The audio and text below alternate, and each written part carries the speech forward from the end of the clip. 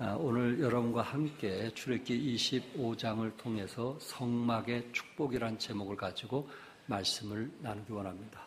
하나님께서 이스라엘 백성들을 40년 동안 광야 생활하기 전에 애굽에서 출애굽하자 말자 이제 그 시내 산에서 하나님께서 이스라엘 백성들에게 십계명을 주시고 또 시민법을 주시고 그러면서 하나님께서 이스라엘 백성들에게 이제 성막을 만들라고 했습니다.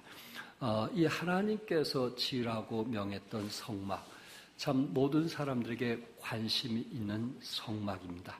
과연 이 성막을 어떻게 질 것인가? 어떻게 질 것인가? 잠실에 있는 롯데월드처럼 123층을 짓기 위해서 H빔으로 기둥을 세우듯이 그렇게 지을 것인가? 또 미국에 있는 그 교회 중에 크리스탈로 지은 교회가 있는데 과연 그런 크리스탈로 지었을까?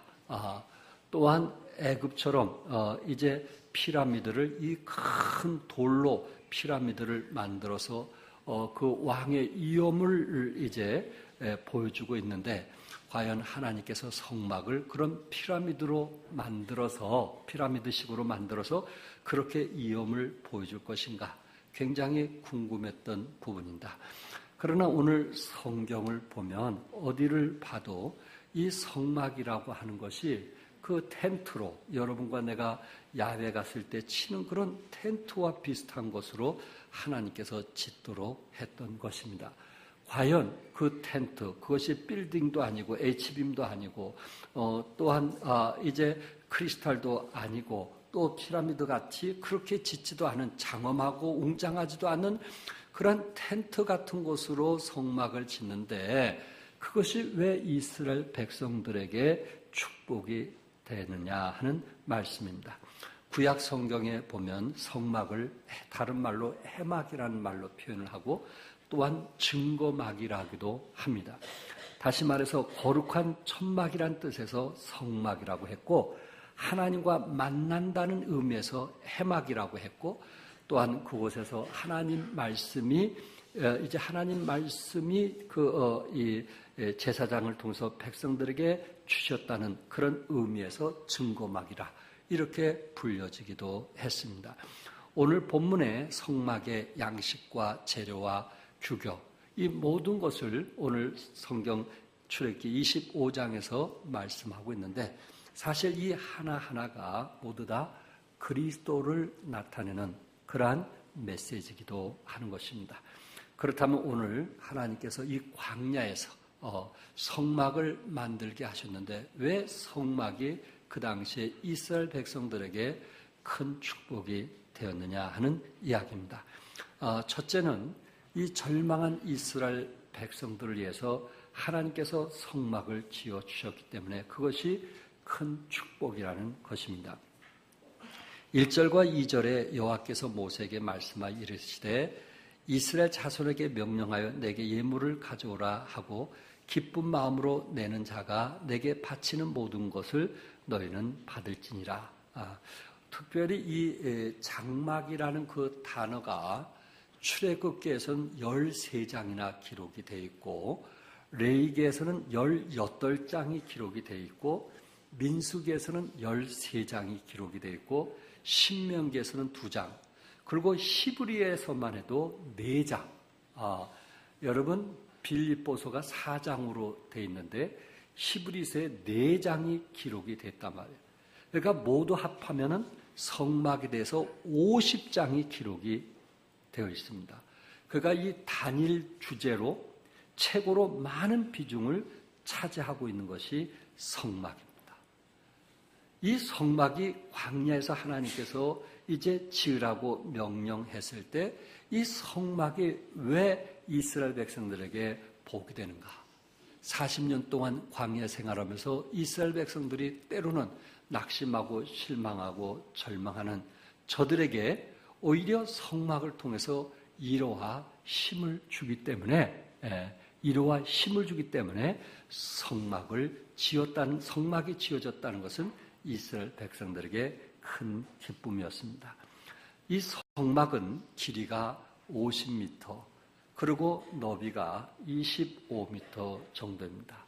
그리고 성막들 안에 여러분 그림을 보시면 알겠지만 이 성막들에 성막 안에 들어가자마자 번제단과 물두멍이 있습니다. 그래서 번제단에서 이제 그 짐승을 태우고 그리고 제사장이 그 다음 물두멍에 가서 손을 씻고 그 다음에 지성소, 저기 작은 그 지성소에 들어가게 되면은 그 지성소에 등대와 떡상과 분향단이 있습니다.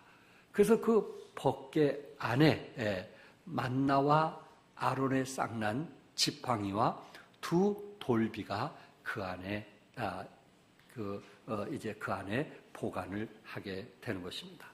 하나님께서 특별히 이스라엘 백성들에게 율법과 시민권을 주었거든요. 그런데 이스라엘 백성들은 그것을 다 지킨다고 했잖아요. 다 우리가 준행하겠습니다. 그렇게 자신만만하게 이야기를 했지만 결코 율법을 지킨다는 것은 인간으로서 쉬운 일이 아니에요. 도둑질하지 말라, 간음하지 말라, 살인하지 말라, 부모를 공경하라. 참 이런 것을 지킨다는 것은 이스라엘 백성들로서는 결코 쉬운 일이 아니란 말이에요. 하나님께서는 이 사실을 아셨기 때문에 저들에게 율법으로 다 지킬 수 없다는, 십계명을 다 지킬 수 없다는 사실을 알았기 때문에 하나님께서 은혜로 뭘 주셨어요? 성막을 주셨어요. 그래서 그 성막을 통해서 이스라엘 백성들을 위로하고 또 이스라엘 백성들을 축복하고 또 이스라엘 백성과 교제케 하기 위해서 하나님께서 성막을 주셨다는 것입니다.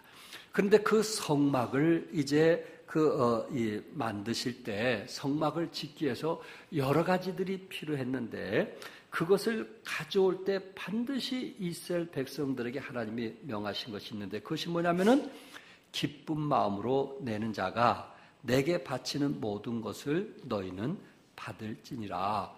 기쁜 마음으로 드려질 때 그것을 또한 하나님께서 축복으로 허락해 주시겠다는 말씀입니다.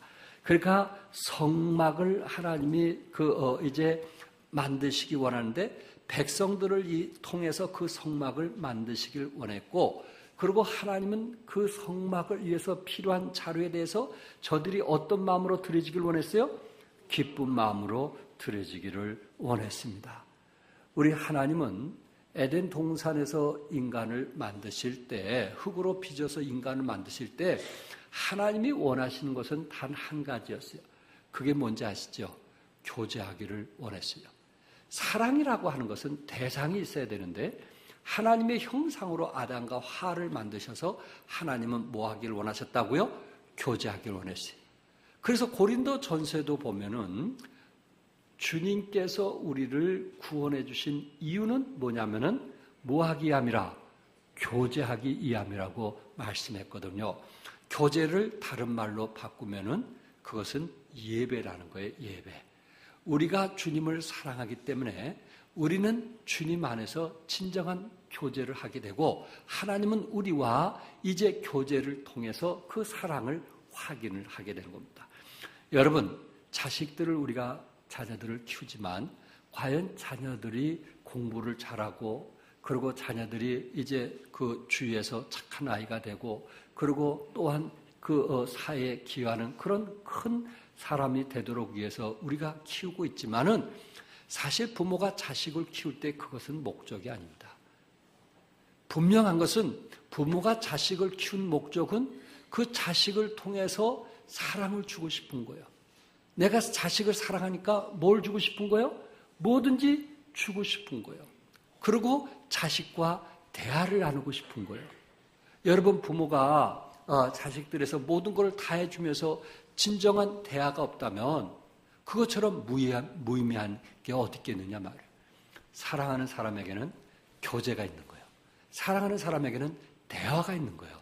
그 안에서 사랑하기 때문에 내가 모든 것을 주게 되는 것입니다. 이처럼 하나님은 인간을 만드실 때 예배를 드리도록 만드셨다는 거예요.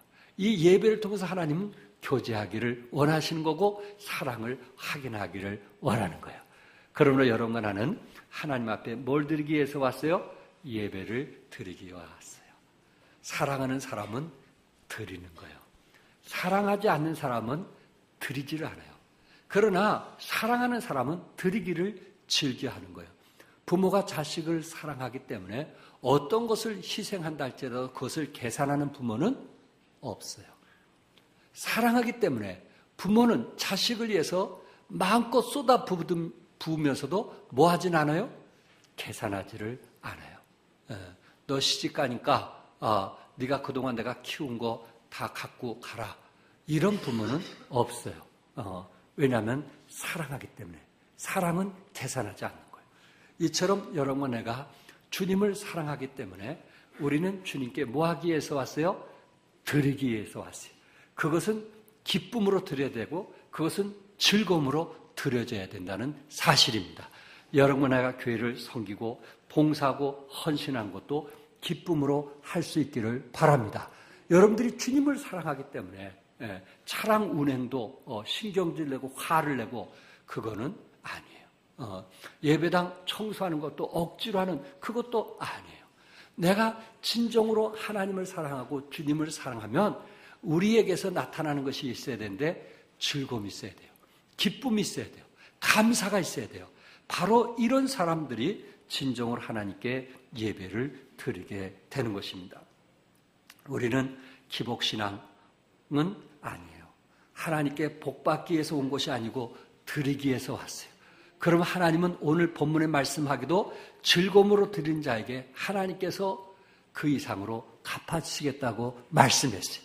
그러므로 사랑하는 성도 여러분, 여러분이 주님을 위해서 찬양하든 봉사를 하든 대접을 하든 그것은 즐김으로 할 수 있기를 바랍니다. 사도 바울은 각각 그 마음에 정한 대로 할 것이요 인색함으로나 억지로 하지 말지니 하나님은 즐겨내는 자를 사랑하느니라. 하나님 즐겨내는 자를 뭐 한다고요? 사랑하느니라.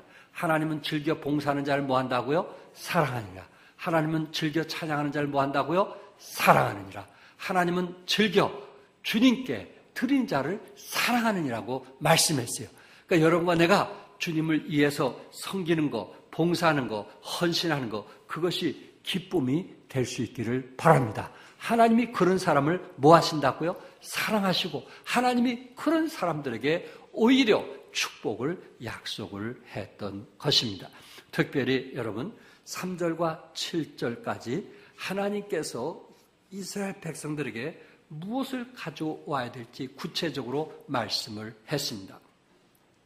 너희가 그들에게서 받을 예물은 이러하니 하면서 금과 은과 녹과 청색, 자색, 홍색 실과 가는배 실과 염소털과 붉은 물들인 수양의 가죽과 해달의 가죽과 조각목과 등류와 관유에 드는 향료와 분향할 향을 만들 향품과 호마노며 애복과 흉패에 물릴 보석이냐고 말씀했어요. 지금 이스라엘 백성들이 하나님의 그 성막을 짓기 위해서 저들이 가져올 물건들이 있었는데 오늘 성경에 보니까 15가지의 물건을 가져올 것을 말씀하고 있어요. 그런데 저들이 가져온 것에 대해서 더 중요하고 값진 것은 하나님이 그 물건을 귀히 쓰고 있다는 사실입니다. 여러분, 어떤 것을 귀히 쓰실까요?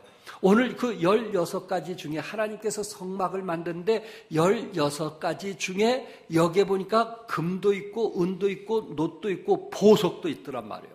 그러니까 어떤 사람은 보석을 가져온 사람이 있었어요. 어떤 사람은 금을 가지고 온 사람이 있었어요. 그러니까는 하나님의 성막에는 반드시 금으로 입혀서 법궤를 씌웠기 때문에 그게 엄청난 값이 나가는데 어쨌든 백성들 가운데 금을 가지고 온 사람도 있고 보석을 가져온 사람도 있었어요. 그런데 더 중요한 것은 오늘 본문에 보니까 어떤 사람은 청색, 자색, 홍색 뭘 갖고 와요? 실을 가져오는 사람도 있었어요. 어떤 사람은 형편이 어려우니까 배실을 가져온 사람도 있었고 어떤 사람은 해달의 가죽을 가져오고 어떤 사람은 염소의 털을 가져온 사람도 있었더란 말이에요. 그런데 중요한 것은 하나님께서 금을 가져오신 사람도 쓰시고 또한 보석을 가져온 사람도 쓰시고 하나님께서 실을 가지고 온 사람도 쓰셨더란 얘기예요. 실값이 얼마나 되겠어요? 돈으로 따지면 얼마나 되겠어요? 그러나 그가 즐거운 마음으로 최선을 가지고 하나님께 드려졌을 때 하나님께서 그 성막을 짓는데 그것을 값지게 사용했다는 사실입니다. 사랑하는 성도 여러분, 하나님은 지금도 은사대로 금과 보석을 가져온 사람도 하나님께서 쓰시지만은 실을 가지고 온 사람도 하나님은 지금도 쓰고 있다는 것을 기억하시기 바랍니다. 어떤 마음으로 드린 사람? 즐거운 마음으로 드린 사람. 여러분, 내가 봉사할 때, 주님께 헌신할 때 늘 즐거운 마음으로 할 수 있기를 바랍니다. 하나님께서 그 가정 자녀들을 축복하실 것입니다. 그러나 인색이나 억지로 남이 시키기 때문에 억지로 하는 것처럼 그렇게 봉사하고 여러분 맡은 일에 그렇게 헌신된 사람, 이런 사람을 어떻게 하나님께서 축복하시겠어요? 어떻게 그런 가정에 하나님의 은혜를 더해 주겠어요? 내가 맡은 일에 최선을 다하고 충성을 다하고 그것을 즐거움과 기쁨으로 우선순위로 그 일이 헌신되어질 때 하나님께서 그 가정을 축복하시겠다, 이렇게 약속을 했던 것입니다. 그리고 이들이 금과 은과 또한 이제 실과 모든 것을 가져왔을 때 그것은 사실 누구 건가? 여러분, 이스라엘 백성들이 고센 땅에서 한참 요셉이 있을 때는 잘 나갔어요. 생활의 여유가 있었어요.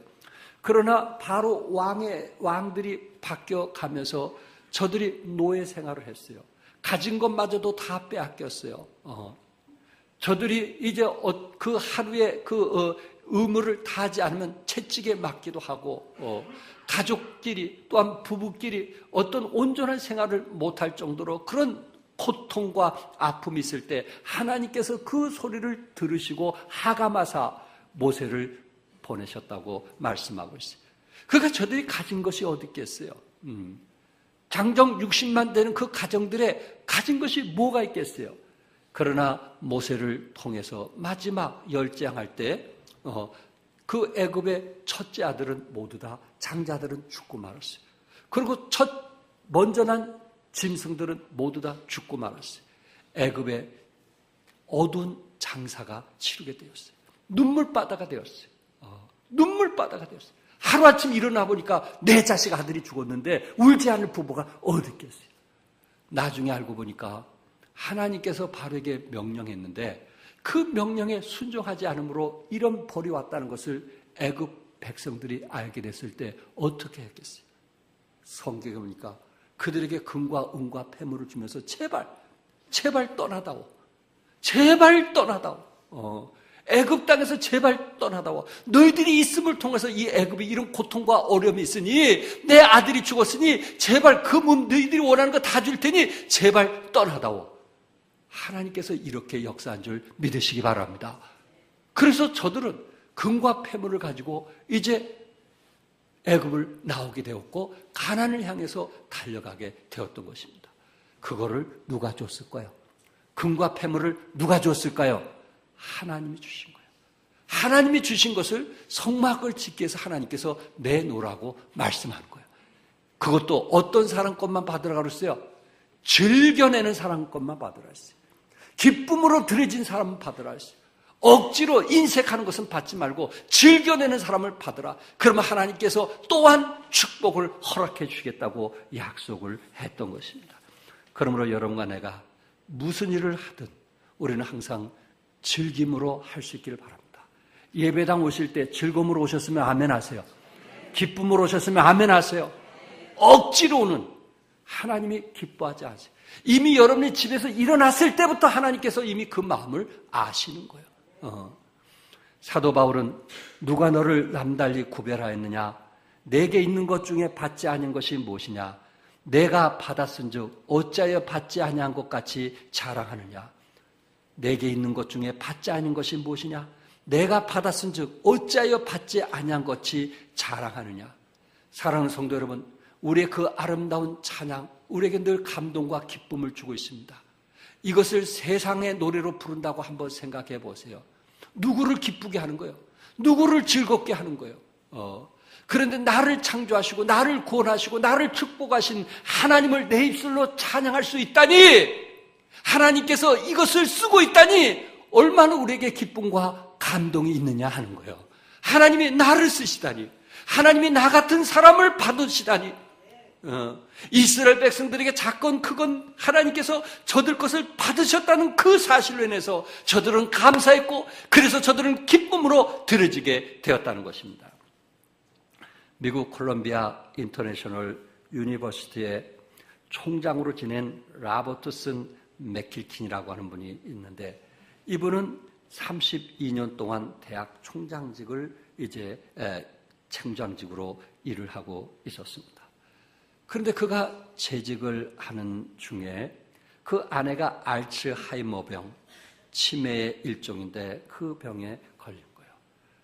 그러니까 치매에 걸리다 보니까 늘 남편이 학교에 갔는데 학교에 남편이 있는 곳에 학교에 오다 보니까 잊어버리기도 하고 그리고 또 다시 찾기도 하고 그런 상황이 늘 벌어지게 되었어요. 왜냐하면 아내는 집에 혼자 있는 게 불안했던 거예요. 불편했던 거예요. 남편과 같이 있어야 뭔가 마음이 편한데 남편을 학교에 보내고 혼자 있는 것이 왜 공포감과 그리고 왜 오히려 불안한 것을 본인이 알기 때문에 남편 찾아서 그냥 나가게 된 거예요. 이 사실을 알았던 총장은 총장직을 사임하게 되었습니다. 그 이유를 묻게 되었을 때 이는 이렇게 얘기했어요. 이제 나는 아내의 곁으로 돌아갑니다. 42년 전 결혼 서약을 할 때 병들 때나 건강할 때 아내를 사랑하고 돌보기로 약속한 것이기 때문에 별로 이상한 일도 아닙니다. 그동안 아내가 나를 40년이 넘게 돌봤습니다. 이제는 내가 그 사랑의 빚을 갚기에 아내를 돌보는 것입니다. 의무감이 아니라 아내에 대한 사랑과 기쁨 때문입니다. 의무감이 아니고 아내가 나를 사랑했고 또 내가 아내를 사랑하기 때문에 내가 총장직을 내려놓은 것은 당연한 것이고 그리고 남은 생에 아내를 위해서 살겠다는 것은 아내를 사랑하기 때문에 당연한 것이다. 이것이 미국 신문에 보도되면서 많은 사람들에게 감동을 주었다고 합니다. 여러분, 사랑하면 내 아내를 위해서 즐거움으로 희생한 거 당연한 거 아니겠어요? 뭐 하니까? 사랑하니까. 사랑하지 않는다면 그럴 수도 있겠지만 내가 내 아내를 사랑하니까 나에게 어떤 총장직은 무엇이건 다 내려놓으면서까지 사랑한 사람을 위해서 할 수 있다는 것은 그거는 마땅한 것 아니겠느냐. 이처럼 여러분과 내가 주님을 사랑한다면 우리가 기쁨으로 드리고 기쁨으로 섬기고 기쁨으로 헌신한 것은 이것은 당연한 것입니다. 나를 구원하신 주님을 생각하면서 여러분과 내가 올해 마지막까지 즐거움으로 섬기는 여러분과 내가 될 수 있기를 바랍니다. 두 번째, 하나님은 자신이 거할 집을 백성들에게 만들어 주시겠다는 것입니다. 결국은 그 성막 안에 누가 거하겠다는 거예요? 하나님이 거하시겠다는 거예요. 성막이라는 말은 히브리 말로 미시칸이라는 단어를 썼는데 그것은 거처하다는 뜻입니다. 하나님의 집이 성막이라는 거예요.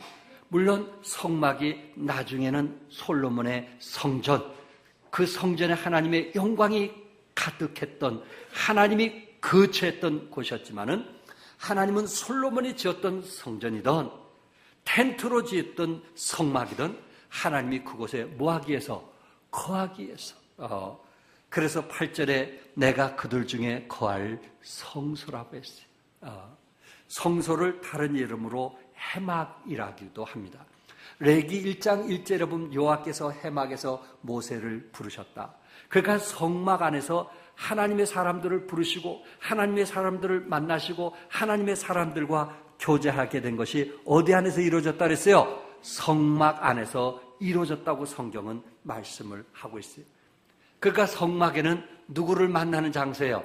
하나님을 만나는 장소예요. 정함께 성도 여러분, 여러분들은 부모를 잘 만나는 거 감사할 수 있기를 바랍니다. 또한 주위의 친구들을 잘 만난 거 감사할 수 있기를 바랍니다. 또한 좋은 아내 만난 거 감사할 수 있기를 바랍니다. 이들에 따라서 어떤 아내를 만나느냐, 어떤 친구를 만나느냐, 또 학교에서 어떤 선생을 만나느냐에 따라서 우리 인생이 거기서 실패를 할 수도 있고 성공을 할 수도 있어요.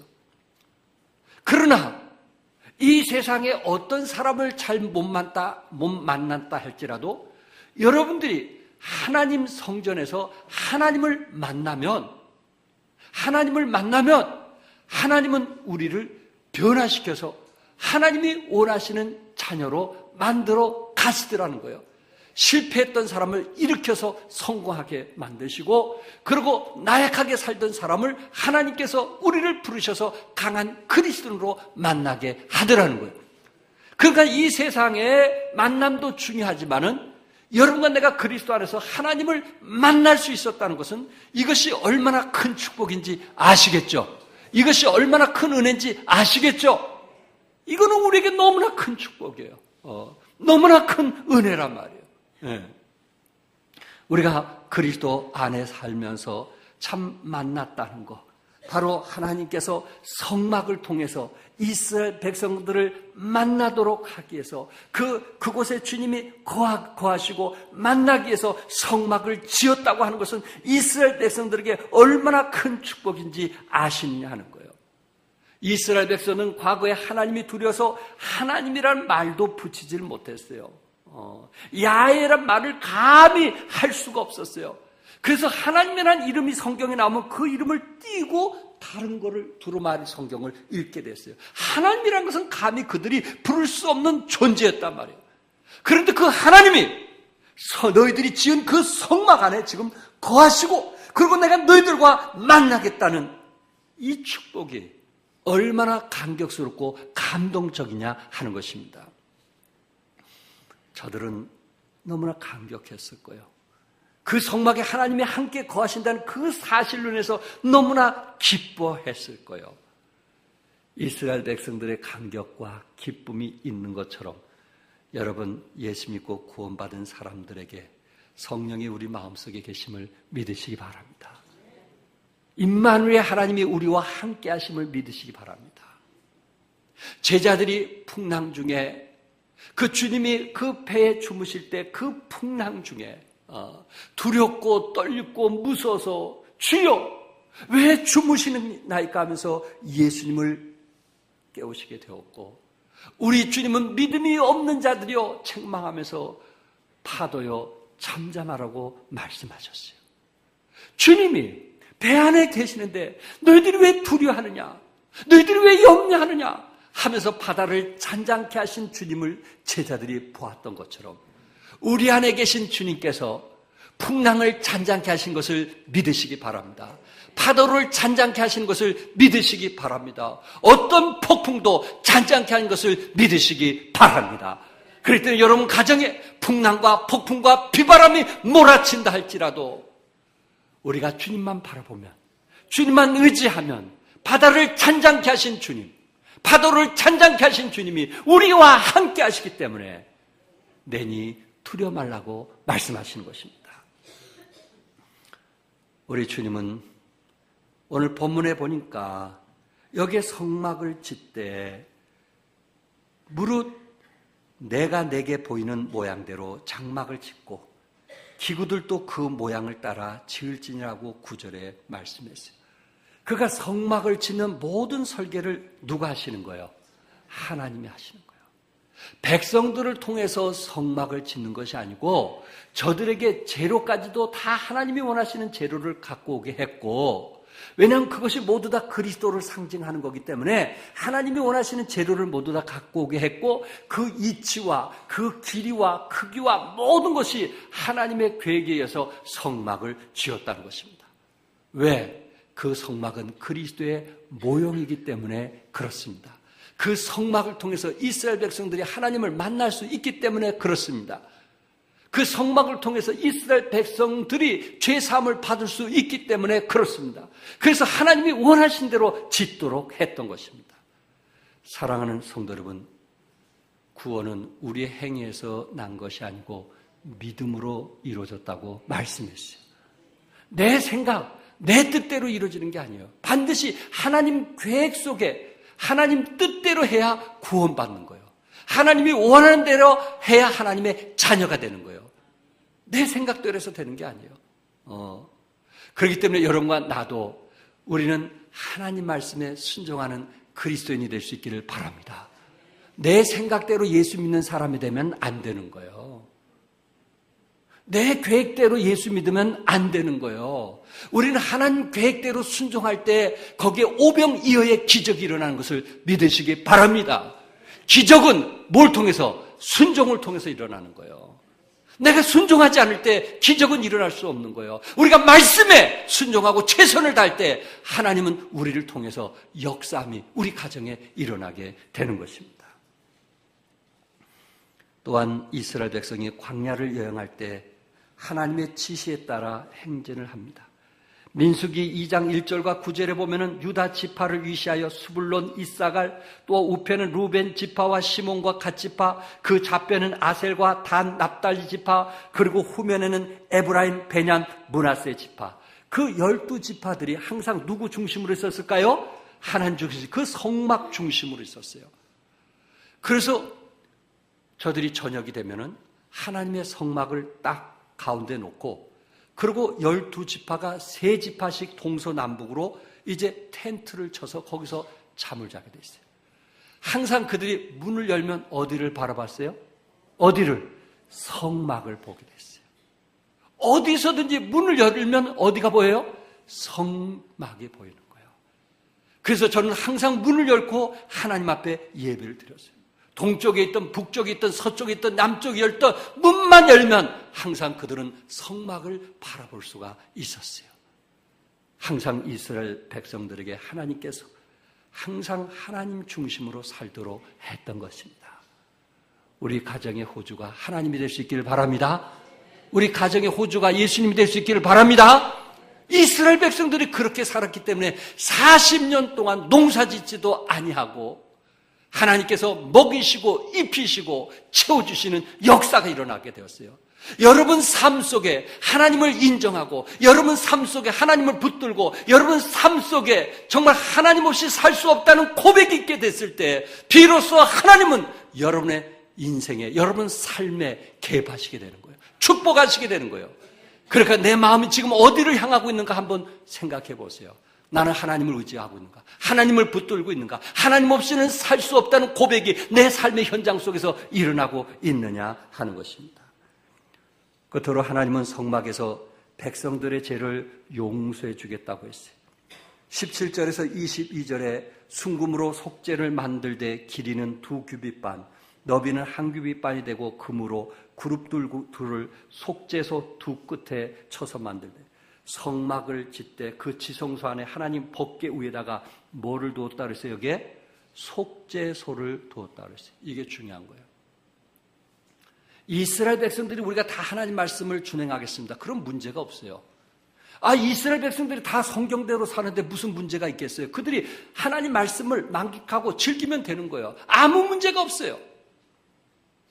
근데 과연 그럴까요? 왜 하나님께서 속죄소를 만들었을까요? 왜 하나님께서 저들의 죄를 회개하고 용서받을 수 있는 속죄소를 만들었을까요? 이스라엘 백성들이 하나님 말씀을 다 준행하겠다고 떵떵 댔지만은 결국 살다 보면 그들이 지킬 수 없고 오히려 그것을 지키지 못한 그 율법이 자기네들에게 짐이 되고 부담이 되고 하나님이 더 무섭고 두렵다는 사실을 알게 되었고, 그리고 저들이 그 잘못된 죄를 용서받을 수 있는 그 길을 열어줬다는 그 사실이 이스라엘 백성들에게 놀라운 축복이었단 말이에요. 우리가 아무리 말씀을 준행하고 말씀대로 살려고 해도 뜻대로 되지 않는 것을 이스라엘 백성은 너무나 잘 알았어요. 그래서 지성소는 대제사장이 1년에 한 번, 그것도 피를 가지고 들어갈 수 있었던 거룩한 장소로 속죄소를 만들었던 것입니다. 속죄소라는 말은 덮는다는 뜻입니다. 다시 말해서 우리의 모든 죄를 덮는다는 뜻입니다. 우리의 모든 죄를 덮는다는 뜻입니다. 영어 성경에서는 이 속죄소를 머시시트라는 단어를 썼어요. 하나님의 긍휼, 자비를 베푸는 자리, 자비를 베푸는 곳이라는 거예요. 속죄소라고 하는 것은 이미 하나님께서 긍휼과 자비를 베푸시는 곳이라는 거예요. 이미 구약시대에 하나님께서 자비와 긍휼을 베푸시는 그러한 죄를 용서하는 속죄소를 만들었다는 것은 이스라엘 백성들에게 너무나 큰 축복이라는 것을 성경은 말씀하고 있습니다. 여러분, 히브리서 9장, 제가 4장을 통해서 히브리서에서 성막에 대해서 말씀을 했다고 그랬는데 히브리서 9장 7절을 한번 다 같이 읽겠어요. 시작. 오직 둘째 장막은 대제사장이 홀로 1년에 한 번 들어가되 자기와 백성의 허물을 위하여 드리는 피 없이는 아니하나니 그간은 제사장이 1년에 몇 번씩 들어갔어요? 한 번씩 백성들의 죄를 위해서 대신 속죄소에 들어가서 피를 흘렸어요. 어떤 사람은 양을 바치기도 하고 어떤 사람은 소를 바치기도 하고 그것을 피를 흘리게 해서 그 피를 대신 뿌려야만, 염소의 피, 송아지 피, 이런 피를 대신 뿌려야만 저들의 대가 그 해에 지은 죄를 용서받았고 다음에는 또 다시 염소와 송아지 피를 뿌려야만 저들의 피가 용서받게 되었어요. 그런데 지금 그 성막은 누구의 표징이라고 그랬어요? 누구의? 예수 그리스도의 표징이라고 했어요. 오늘 성경에 보니까는 뭐라고 말씀했어요? 우리 다 같이 한번 읽겠어요. 오늘 본문 9장 11절과 12절 같이 읽겠어요. 시작.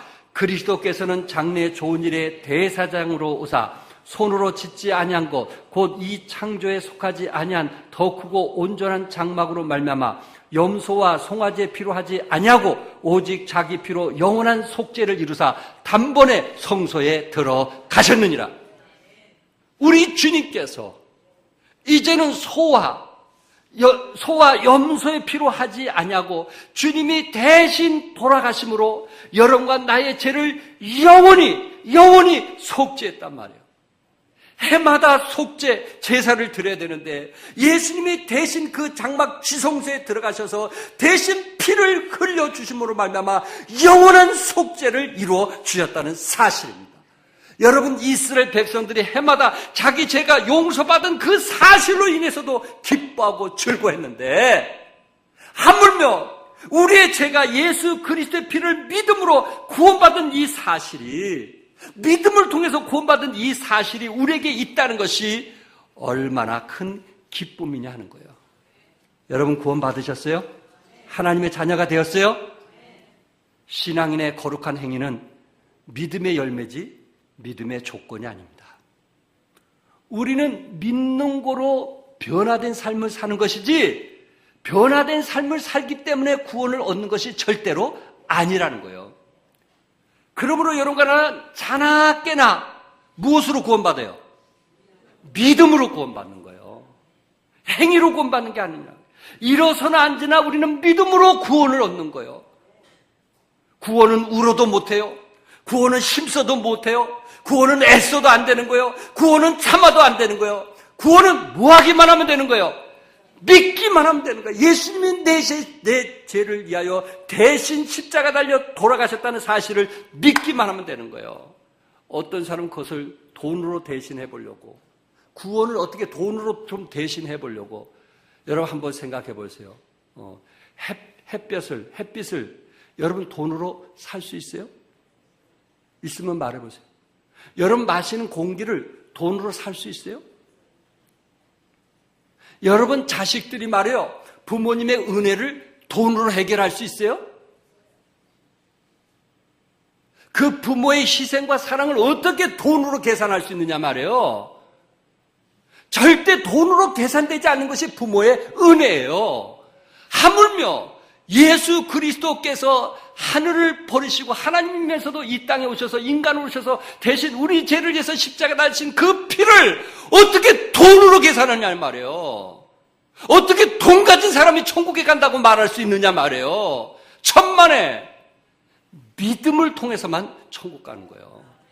이것이 하나님이 우리에게 주신, 값없이 주신 선물이란 말이에요. 그래서 많이 배웠던, 적게 배웠던, 돈이 많던, 적던, 좋은 직장이든 나쁜 직장이든 대학에 나왔던 나오지 않았던 여러분과 내가 믿기만 하면 구원받을 수 있는 축복을 주신 것을 감사할 수 있길 바랍니다. 이것이 우리의 축복이에요. 우리가 하나님의 전에 나와서 예배 드릴 수 있다는 거, 그리고 우리가 메시지를 통해서 제사함을 받을 수 있다는 거, 이것이 우리에게 얼마나 감동이요 기쁨이 되느냐 하는 얘기입니다.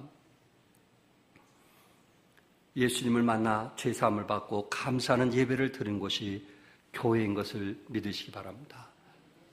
이 성막이 지금에 와서는 교회를 두고 얘기하는 거예요. 교회를 통해서 이로함을 받을 수 있다는 것 감사할 수 있길 바랍니다. 교회 와서 눈물을 흘리고 하나님께 우리의 죄를 고하고 찬양을 통해서 하나님께 영광 돌리시는 우리의 영적인 소생함을 얻을 수 있는 이런 축복의 자리가 있다는 사실을 감사할 수 있기를 바랍니다. 그런데 성막이 신약에 와서는 고린도전서 6장 19절에 이렇게 말했어요. 그 귀한 성막이 고린도전서 6장 19절에 다 찍혔어요. 시작. 너희 몸은 너희가 하나님께로부터 받은 바 너희 가운데 계신 성령의 전인 줄 알지 못하느냐. 너희는 너희 자신의 것이 아니라 값으로 산 것이 되었으니 그런즉 너희 몸으로 하나님께 영광을 돌리라. 우리 몸이 뭐가 됐어 이제? 성전이 된 거예요. 교회가 예배당이 성전이 아니에요. 물론 예배당 크게 짓는 거 좋죠. 그러나 예배당 자체가 성전이 아니에요. 그러니까 여러분 좋은 건물을 찾아가면 안 되는 거예요. 우리는 우리 스스로가 좋은 건물이 되도록 노력해야 되는 거예요. 왜? 우리 몸이 뭐니까? 성전이니까. 여러분 예배당 지저분하다고 손가락질 할 게 아니고 우리 몸이 성전이에요. 내 몸이 얼마나 깨끗한가 한번 생각해 보세요. 하나님께서 우리 몸이 성전이고 예수 믿고 구원받으면 하나님이 우리 안에 거하시는 거예요. 믿으시면 아멘 하세요. 이 몸이 성전이에요. 그러니까 이 몸을 내 마음대로 쓰면 안 돼. 왜? 우리 주님의 핏값으로 우리 몸을 사셨다고 말씀했어요. 그래서 이 몸이 건강을 유지해야 되는 거예요. 그리고 이 몸으로 나쁜 짓을 하면 안 되는 거예요. 왜? 대제사장이 잘못 지성소에 들어가면 그가 대제사장으로서 입을 옷을 제대로 입지 않고 들어갔다가는 그 안에서 죽어버리는 거예요. 그래서 방울소리가 나지 않으면 항상 줄을 달고 들어가기 때문에 방울소리가 나지 않으면 바깥에서 줄을 끄집어 당기는 거예요. 그러니까 대제사장이 일을 하고 있는 동안 무슨 소리가 들려요? 방울소리가 들리는 거예요. 그 성전이 우리의 몸이라고 했어요. 그러니까 우리가 사는 동안 이 몸을 어떻게 살 때 하나님을 기쁘게 하는지 아시겠죠? 이 몸이 성전이란 말이에요.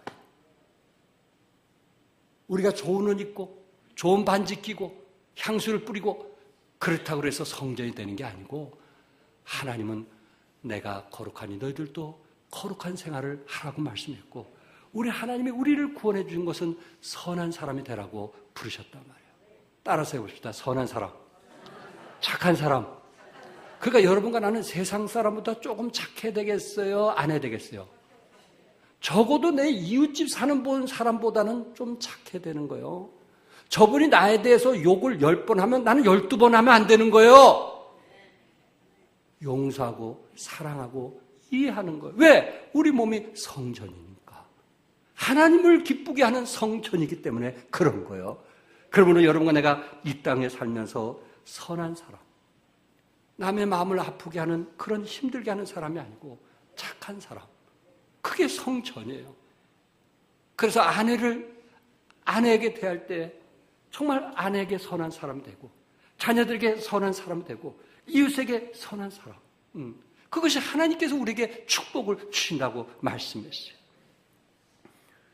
성막은 여러분과 나의 몸을 말씀하고 있고 또한 임마누엘 하나님이 광야의 길을 걷는 이 어둡고 힘든 세상을 걸어가는 여러분과 나에게 임마누엘 하나님이 우리와 함께 하셔서 늘 부활의 역사가 일어나고 우리에게 신성감과 생기를 주셔서 이 땅에 살아갈 수 있도록 이 땅에 능동적으로 힘 있는 삶을 살아갈 수 있도록 하나님이 축복을 약속했습니다. 사랑하는 성도 여러분, 그 성막이 우리 안에 있다는 것을 기억하시고 이 성막을 위해서 우리 주님께서 그 핏값으로 영원한 속죄를 통해서 이루어졌다는 사실을 기억하면서 하나님 은혜 가운데 하루하루 살아가시기를 주님의 이름으로 축복합니다. 기도하겠습니다.